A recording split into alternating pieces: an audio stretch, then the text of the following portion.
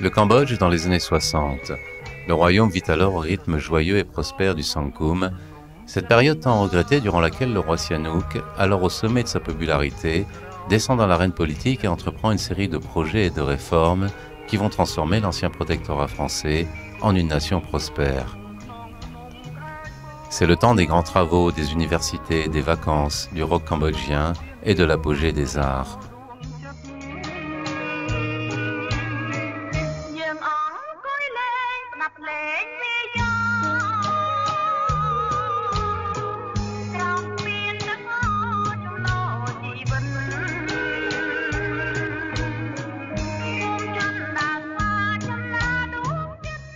C'est durant cette période florissante que naît la petite Katia, alors fille de la bourgeoisie cambodgienne. Oui, je suis issue d'une famille très aisée. Donc, mon grand-père était Premier ministre du Cambodge et 5 fois ministre. Mon père a fait des études en France et à partir de l'âge de 9 ans, j'ai commencé à vivre l'enfer.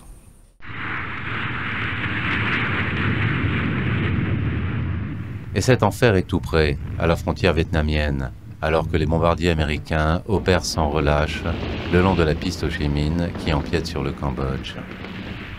En 1970, Sihanouk est renversé par Lon Nol, alors allié des Américains. La guerre civile entre le gouvernement et les rebelles Khmer Rouge fait rage.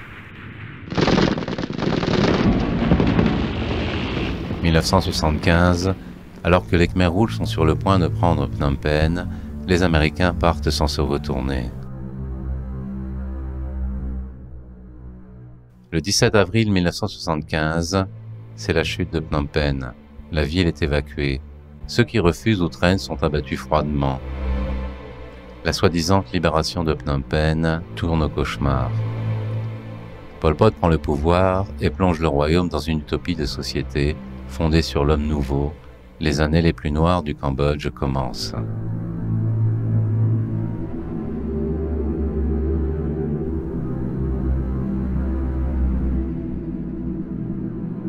Et ma vie a basculé à partir du 17 avril 1975, où je me suis retrouvée dans la rue avec ma mère, mes petits frères, ne pas savoir où j'allais en fait.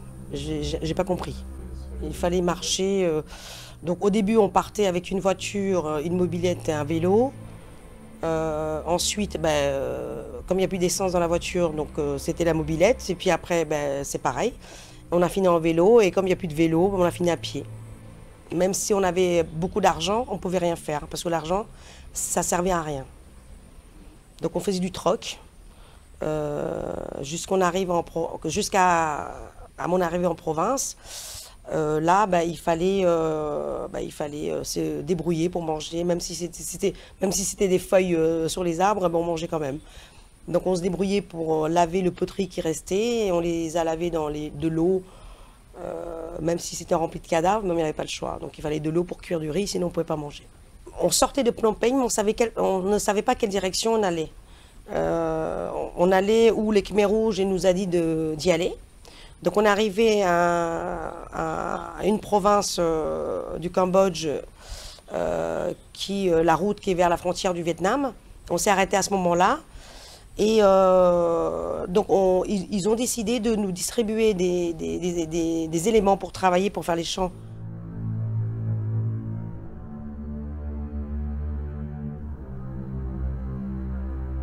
Et l'enfer va durer 3 ans pour Katia et sa famille. Puis l'espoir va renaître. Ma mère et mon père connaissaient des gens qui étaient très bien placés, mais qui est devenu par la suite, à cause de cette guerre des Khmer Rouges. Mais malgré ça, ils nous ont quand même aidés à fuir le régime Pol Pot et à marcher jusqu'au Vietnam. Et Katia et sa famille vont marcher pendant 1 mois pour arriver au Vietnam, se cachant le jour et voyageant la nuit.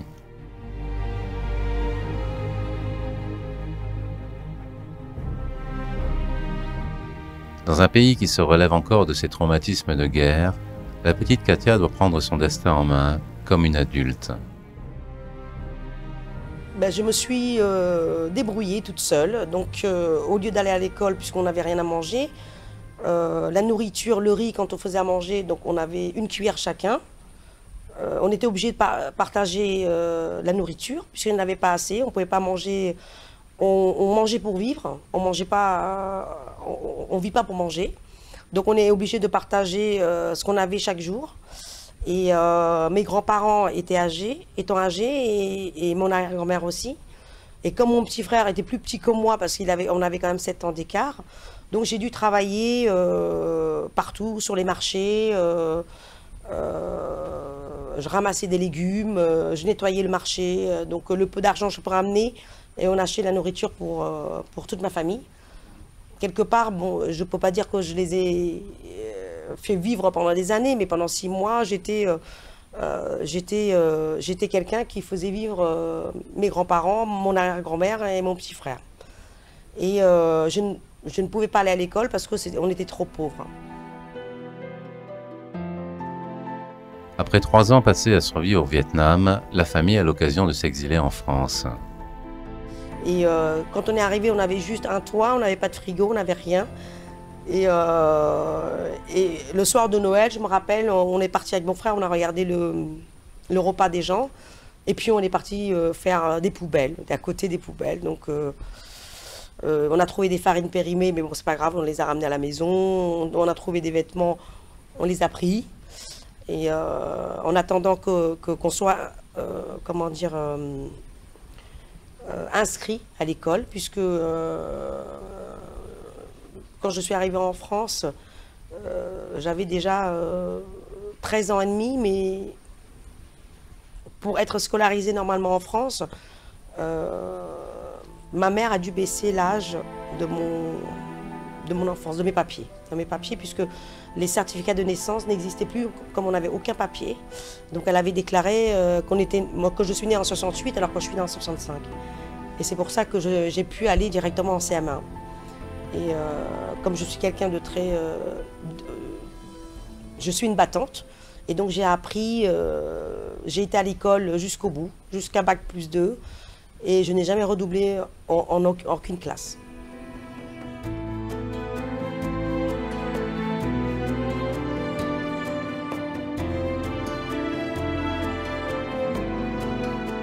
À partir de 1993, la vie en France devient moins difficile pour Katia et sa famille. La petite réfugiée, devenue une jolie jeune femme courtisée, est toujours battante.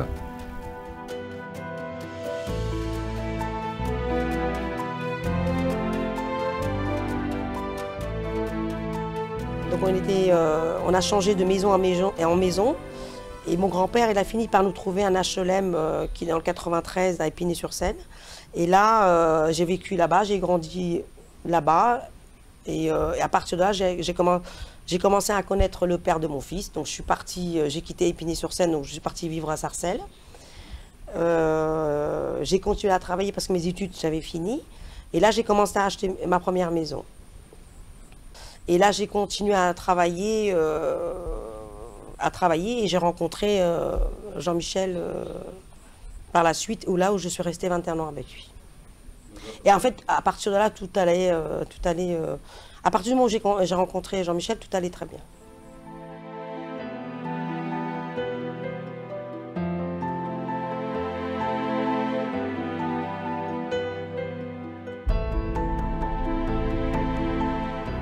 Pendant 22 ans, la jeune femme s'épanouit et vit probablement les plus belles années de sa vie. Mais le destin frappe à nouveau. Le premier malheur, c'est ma seule famille qui est restée en France, c'était la petite sœur de ma tante, qui est comme ma deuxième mère, puisque à chaque fois quand j'ai des problèmes, c'était envers elle que je me tournais. Elle s'est mariée en France, elle a eu 4 enfants, qui étaient comme mes enfants, puisqu'on partait ensemble en vacances avec mon fils. Et quand ils ont eu un accident de voiture au Cambodge en 2010, ça m'a fait un choc terrible. J'ai eu tellement de mal à m'en remettre, mais je me suis quand même remis avec beaucoup de mal. Mais en fait, je suis quelqu'un de battante, donc je ne baisse pas les bras, donc je continue parce que j'ai mon fils qui est là, j'ai mes parents, et je continue.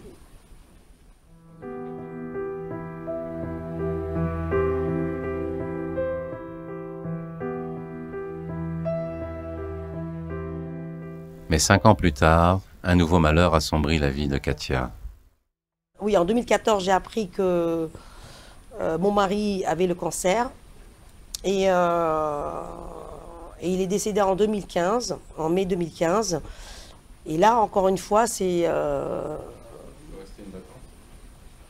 Oui, je reste toujours une battante, mais c'est très difficile. Je reste une battante, donc c'est pour ça que je voudrais recommencer à zéro. Mais à zéro, pouvoir donner des chances à des enfants d'ici, parce que je me considère, même si je suis une battante, que j'étais quand même chanceuse. Et il y a pire. Voilà, donc c'est pour ça que je continue à me battre.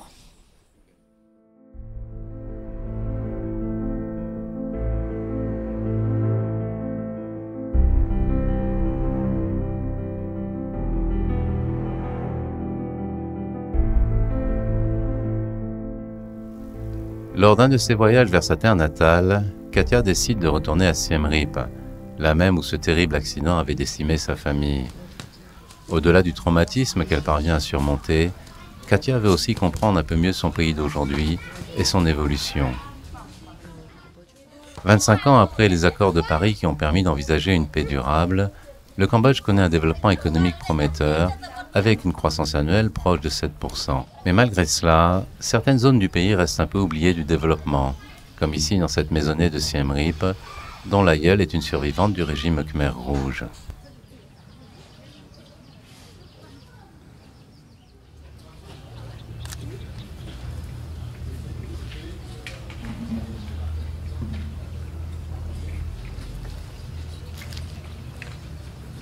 Katia s'y rend quasiment à l'improviste, pour en savoir un peu plus, pour comprendre un peu mieux son pays. Le contact avec la vieille femme se fait très facilement.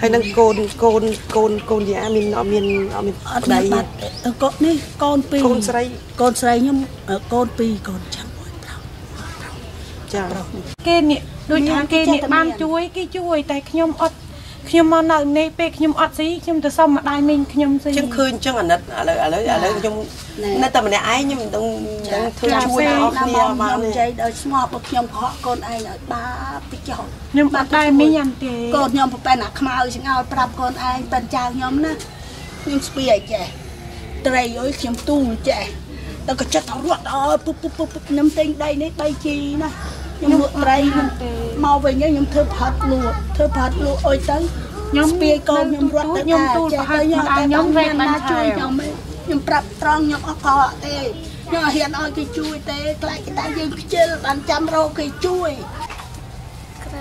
hả cronเลขหมานในครบหน้าđọc không đọc 10ហើយម៉ានអ្នកនៅក្នុងថ្នាក់ហ្នឹង40ម៉ានកូន43ហើយនៅលេខ10អីល្អណាស់លេងល្អចាំបងមកបងធ្វើសាលានៅចិត្តនេះជាអនឡាញទៅរៀននិយាយបារាំងផងនិយាយអង់គ្លេសផងណាបានភីសាហ៎ចាស្រីពេជ្រណាស្រីពេជ្ររៀនល្អស្រីពេជ្រហ៎រៀនល្អអូដេកអាយណាគេដេកអាយនอนเรียนចាំទៅខាត់នอนលៀបទៅបើចឹងតបើងាប់ហើយណា La jeune femme explique à Katia que son mari est ailleurs, qu'il a du travail, mais pas suffisamment pour vivre décemment. Non. On a tout cas là. Nó lại cái nhà bài chứ nó. Tại on ai mình tout cas ai không? nhom nấu ấy van Lụa, cho một ngày nào mình lụa ấy. nấu tiền một Lụa lần nắng à. Và tại mình cái tính nhất nó chất lần cho mình là nạt tính. miên bà con khmen tinh Con không may mình chờ đấy. Sao miếng này salad nó chất năng salad.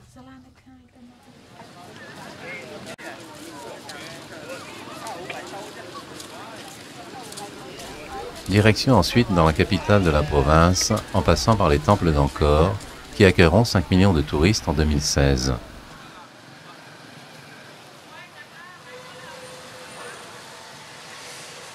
La petite capitale provinciale de Siem Reap a changé. Le goudron a remplacé la terre battue des avenues d'autrefois et les cyclobus ont presque disparu au profit des grosses cylindrées.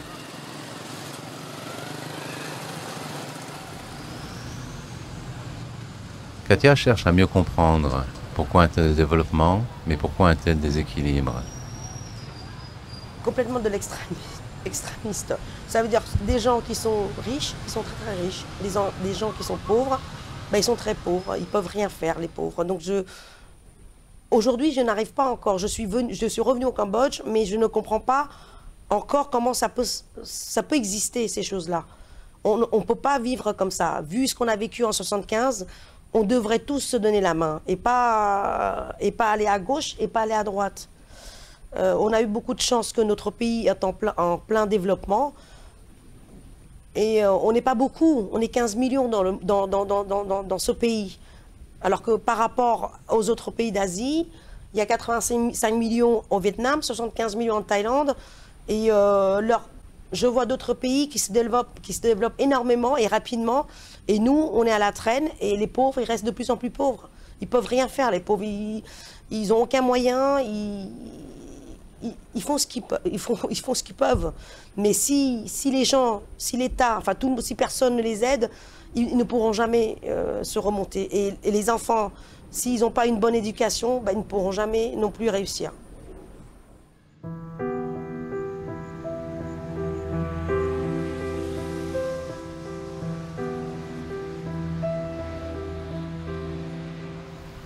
C'est à une dizaine de kilomètres de la capitale que Katia rêve de bâtir un projet éducatif.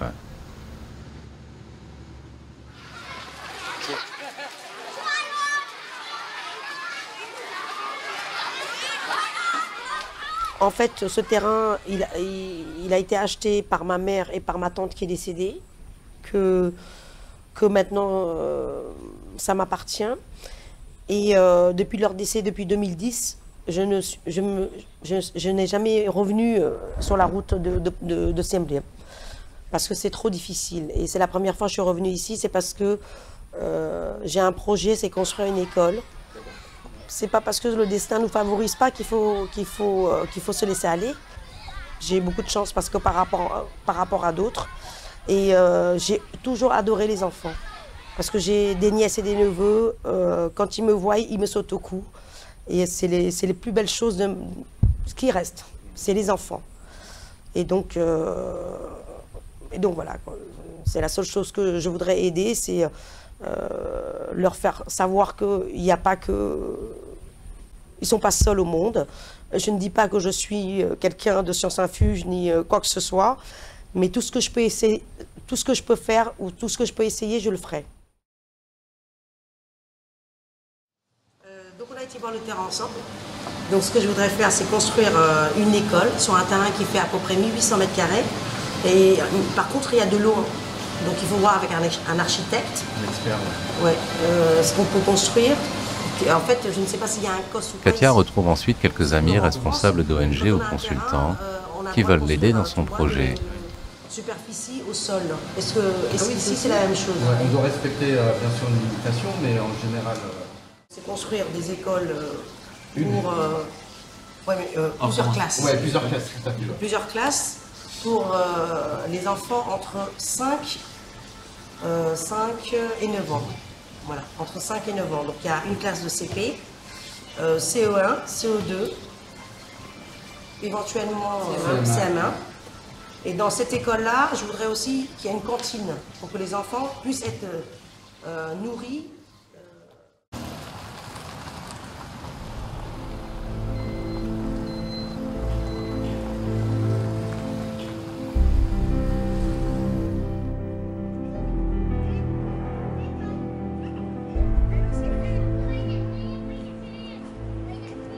En passant par Phnom Penh, Katia retrouve son ami Hermine Norodom, qui gère un programme d'aide aux enfants défavorisés des bidonvilles. J'ai monté une association en partenariat avec Shantytown Spirit Cambodia parce que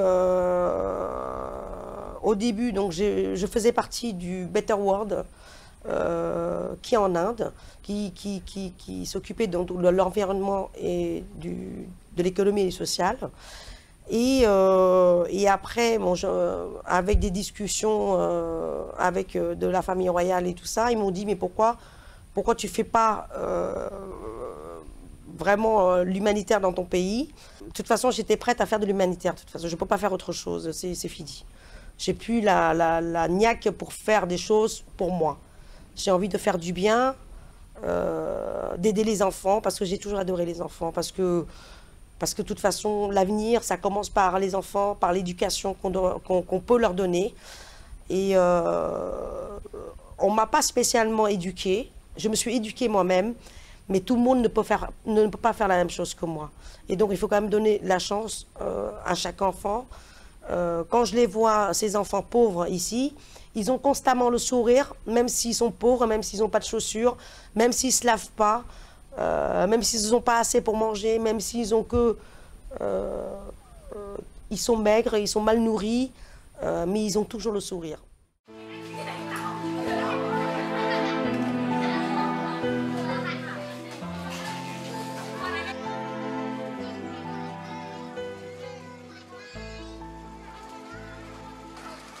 Et depuis, à chacun de ses voyages au Cambodge, Katia retourne au bidonville de Brang Trabek pour rendre visite aux enfants pour qui elle s'est prise d'affection.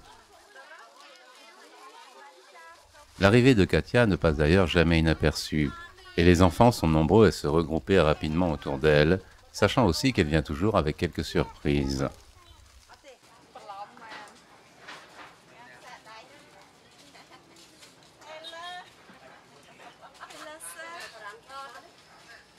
Mais Katia tient également à emmener les enfants hors de leur bidonville, pour leur donner autre chose, leur proposer une petite sortie.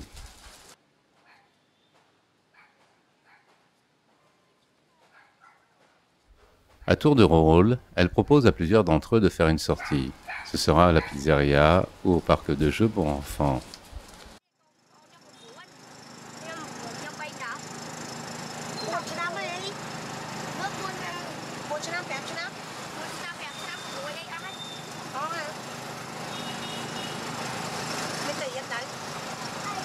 Aujourd'hui, ils sont 5 à venir avec Katia au centre commercial Aeon, vers un monde totalement différent du leur. Pour certains, c'est la première fois qu'ils mettent les pieds dans ce genre d'endroit, dans ce complexe commercial récent, qui ravit les enfants, mais montre aussi combien le Cambodge est le pays des extrêmes. Une des raisons qui ont probablement poussé Katia à participer au programme Shantytown Spirit, mené par son amie Hermine Norodom.